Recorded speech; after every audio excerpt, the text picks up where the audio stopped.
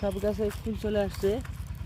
হ্যাঁ, তো আমি এটা দেখার আর কি মূলত আর আমার মূল উদ্দেশ্য, কারণ রোজার মাস, এখন তো রোজার মাস, তো আমাদের ফুল যত হবে, তো যত খিরি ধরবে আর কি, তত আমার লাভে। যে একটা শসা ধরছে দেখা যাচ্ছে নাকি, এই যে একটা শসা ধরছে দেখতে পাচ্ছেন।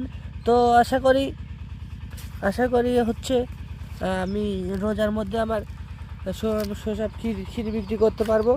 প্রায় সব গাছে ফুল চলে আসছে, সব গাছে খিরি হবে ইনশাল্লাহ। আপনারা শুধু দেখবেন আর ভালোবাসা দিবেন, আর আপনাদের যত ভালোবাসা পাবো তত আমার ভিডিও বানানোর প্রতি উৎসাহিত হবে। তো দেখতে পাচ্ছেন আমার বাগানের সব কিছুই আর কি মোটামুটি ভালো।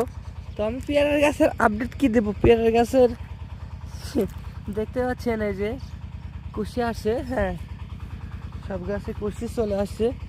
এই গাছের এই যে এমনটা, এই গাছে অনেক বড় বড় হয়ে গেছে কুশি, দেখতে পাচ্ছেন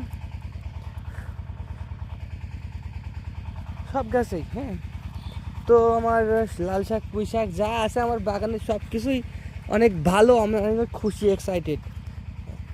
ফার্স্ট টাইম যখন লাগাইছিলাম শীতের মধ্যে আমার পেয়ারার গাছের, তো তখন আমার খুব খারাপ লাগতেছিল, কারণ তখন 1 মাস গাছের কোনো কন্ডিশন আমি বুঝতে পারি নাই, মানে কোনো কুশি নেয় না, কোনো কিছু হয় না, মানে কিছু কী হচ্ছে, গাছ লাগাইছি কী হচ্ছে কী হবে না কিছুই ভাবি উঠতে পারিনি।